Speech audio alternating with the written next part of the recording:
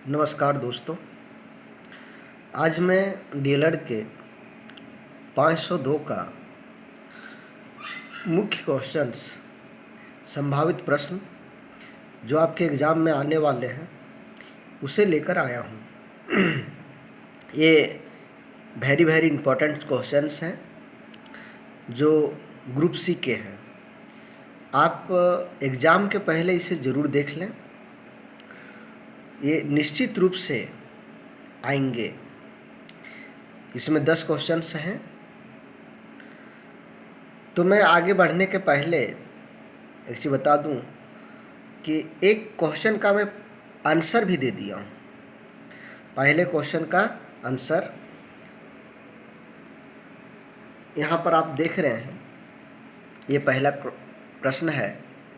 पहला प्रश्न है कि अधिगम को प्रभावित करने वाले कौन कौन से कारक हैं। सबसे पहले हम लोगों को अधिगम क्या है ये समझना ज़रूरी है। अधिगम जो हम बच्चों को पढ़ाते हैं, पढ़ाने के बाद बच्चा कितना सीखा, कितना समझा, कितना वो ग्रहण किया, उसको हम अधिगम कहते हैं। तो सीखने की जहाँ तक बात आती है, सभी बच्चों में अलग अलग रेशियो होता है। कोई जल्दी सीख जाता है, किसी को जल्दी याद हो जाता है, किसी को बहुत देरी तक याद नहीं होता है, ना जल्दी सीख भी नहीं पाता है। तो वह कौन कौन सा कारक है जिसके चलते कुछ बच्चे जल्दी सीख जाते हैं, कुछ बच्चे देरी से सीखते हैं, या कौन सा कारक उन्हें सीखने में प्रभावित करता है, अधिगम को प्रभावित करता है। तो जो पहला पॉइंट है, अधिगम और परिपक्वता। अधिगम और परिपक्वता। आप एक चीज़ देखिए कि छोटे बच्चों को, 7 साल 8 साल के बच्चे हैं, उनको यदि कोई जटिल प्रश्न आप समझाएंगे तो नहीं समझ पाते।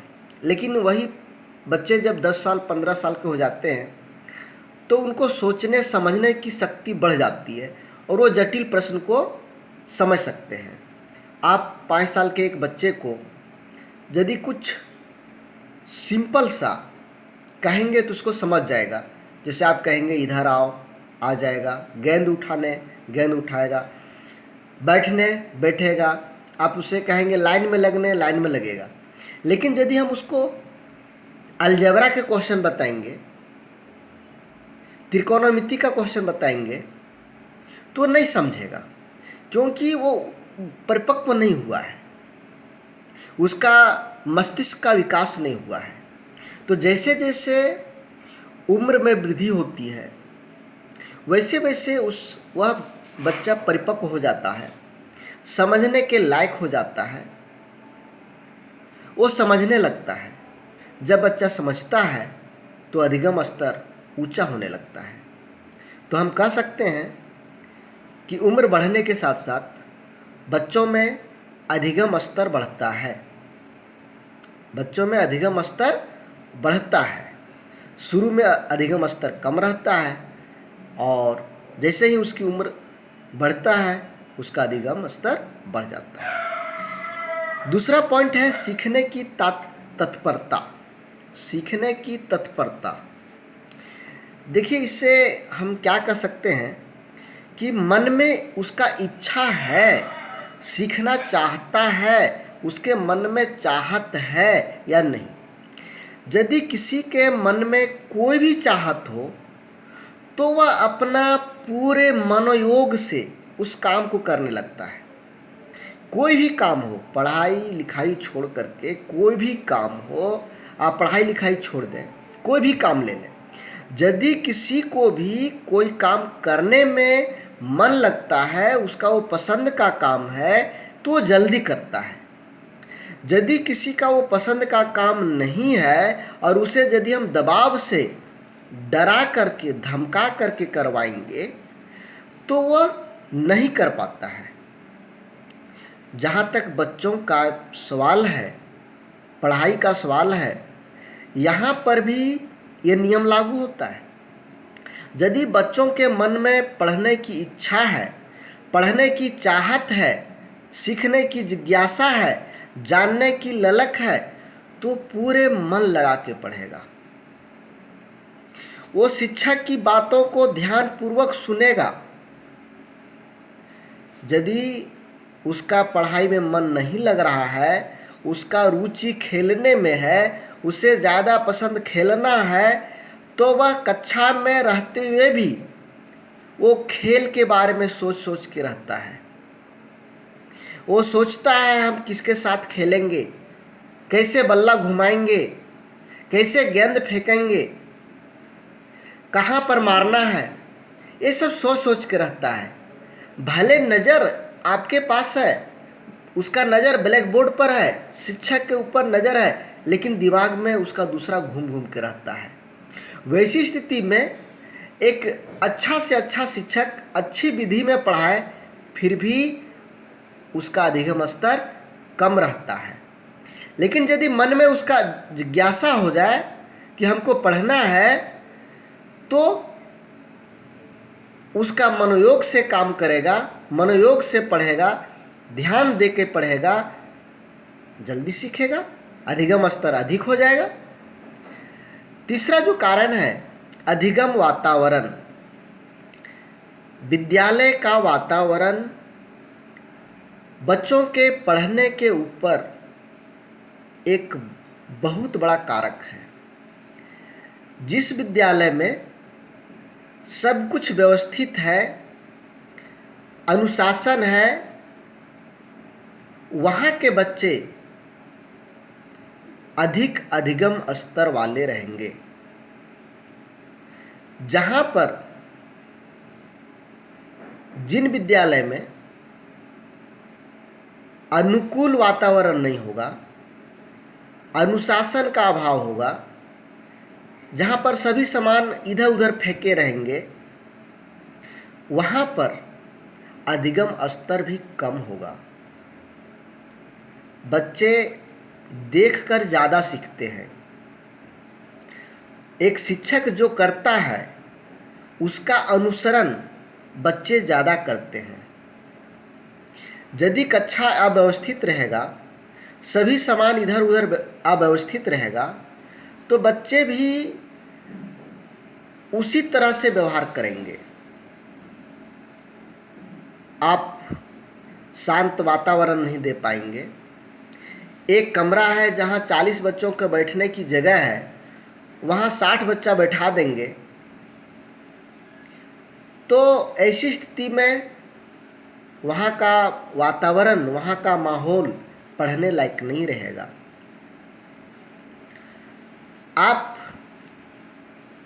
उपयुक्त शिक्षण विधि का चयन नहीं करेंगे जो बच्चों के रुचि लायक है, जिससे बच्चों को आनंद मिलता है, जिसे करने में उसे अच्छा लगता है, तो बच्चे आपकी बात नहीं सुनेंगे। उसके लायक माहौल नहीं मिल पाएगा, आपकी बातों को नहीं सुनेगा, और जब शिक्षक की बात नहीं सुनेगा तो अधिगम स्तर कम हो जाएगा। तो अधिगम वातावरण में अनुकूल वातावरण, खोजपूर्ण वातावरण, शांत वातावरण, सभी सुविधा जैसे उपयुक्त रोशनी होनी चाहिए, उपयुक्त हवादार कमरे होना चाहिए, साफ सफाई होना चाहिए, टीएलएम की उपलब्धता होनी चाहिए, अनुशासन होना चाहिए, समान व्यवहार होना चाहिए। यदि ये सभी हो तो उस विद्यालय का माहौल पढ़ने लायक होगा और वहाँ का स्तर, अधिगम स्तर अच्छा होगा।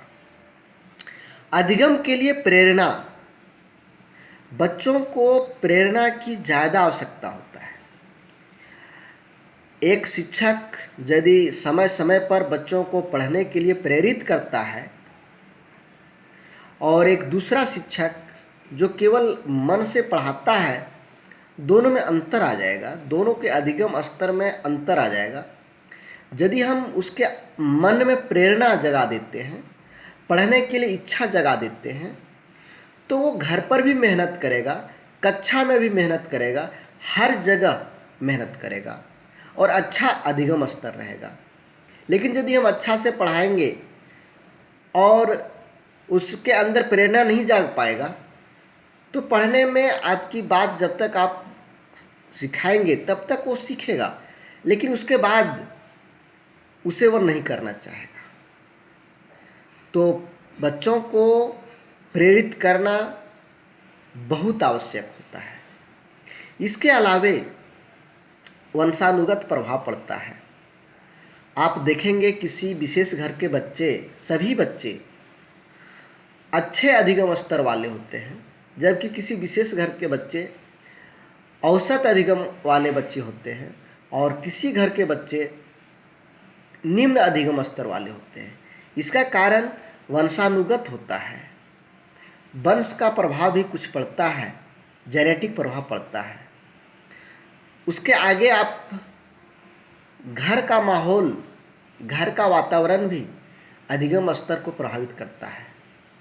जिस घर के सभी सदस्य पढ़े लिखे रहेंगे, जहाँ पर शांत वातावरण रहेगा, जहाँ पर पढ़ाई का माहौल रहेगा, उस घर के बच्चे का अधिगम स्तर भी उच्च रहेगा। लेकिन जिस घर के गार्जियन और परिवार के सदस्य अनपढ़ हैं, बच्चों को सही मार्गदर्शन नहीं दे पा रहे हैं, उन्हें घर पर अच्छा से गाइड नहीं कर पा रहे हैं, तो उसका अधिगम स्तर दूसरे की अपेक्षा कम हो जाएगा।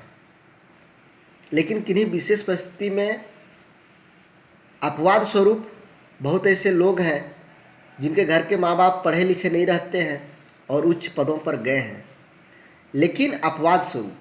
और अधिकांशतः में आप देखेंगे जिन घरों के सदस्य उच्च शिक्षित नहीं हैं, उस घर का बच्चों का अधिगम स्तर भी निम्न रहता है। तो ये भी एक प्रभाव पड़ता है। तो ये सभी प्रभावित करने वाले कारक हैं जो किसी बच्चे का अधिगम स्तर को कम या अधिक करता है। अब हम लोग जो most important, very important question है उसको हम लोग देखने जा रहे हैं। 10 क्वेश्चन है। पहला नंबर का क्वेश्चन का उत्तर के सहित हम लोग देखें। अब केवल क्वेश्चन देखते हैं। दूसरा नंबर का क्वेश्चन है, बच्चे कैसे सीखते हैं, आप अपने अनुभव के आधार पर बताएं। संज्ञानात्मक विकास के लिए पियाजे का सिद्धांत का वर्णन करें। दोस्तों, आगे बढ़ने के पहले हम दिल से रिक्वेस्ट करेंगे कि यदि आप मेरे चैनल पर नया हैं तो मेरे चैनल को सब्सक्राइब ज़रूर करें, बेल आइकन बटन को दबा के रखें। यदि अच्छा लगे तो वीडियो को लाइक करें, अच्छा नहीं लगे तो डिसलाइक भी करें, और यदि अच्छा लग रहा हो तो शेयर भी करें ताकि इसका दूसरे भी लाभ ले सकें। दोस्तों, आपका एक लाइक और डिसलाइक और कमेंट से मुझे वीडियो बनाने में प्रेरणा मिलती है, इसलिए आप लाइक या तो डिसलाइक ज़रूर करें। आगे हम लोग बढ़ते हैं। चौथा नंबर का क्वेश्चन है, विद्यार्थी केंद्रित उपागम के क्या लाभ हैं, इसकी सीमाएं क्या है। शिक्षण और अधिगम की प्रभावकारी विधि कौन सी है, अपने उत्तर के पक्ष में तर्क दें। मान लीजिए आपको व्याख्यान विधि से एक विषय वस्तु पढ़ाना है, आप अपने आप को किस प्रकार से तैयार करेंगे ताकि शिक्षण अधिगम रुचिकर और प्रभावकारी बने। सतत एवं व्यापक मूल्यांकन की क्या अवधारणा है, इसी प्रक्रिया और इसकी क्यों आवश्यकता है। अधिगम के आकलन तथा अधिगम के लिए आकलन में अंतर स्पष्ट करें। एक मौखिक या निष्पादन परीक्षण के लिए दिशा निर्देशन तैयार करें जिसमें परीक्षण की जाने वाली योग्यताओं का वर्णन हो और परीक्षण की आवश्यक सामग्री की रूपरेखा बनाइए। प्राथमिक विद्यालय की आरंभिक अवस्था में समेकित पाठ्यक्रम तथा समेकित शिक्षण अधिगम प्रक्रिया की क्या आवश्यकता है। तो दोस्तों, ये 10 इम्पोर्टेंट क्वेश्चन है। एग्ज़ाम हॉल जाने के पहले इन 10 को ज़रूर देख लें। ये संभावित प्रश्न है, ये आने वाले प्रश्न हैं। मैं अगले वीडियो में और कुछ प्रश्न का उत्तर देने का कोशिश करूँगा। अच्छा लगे तो लाइक ज़रूर करें। धन्यवाद।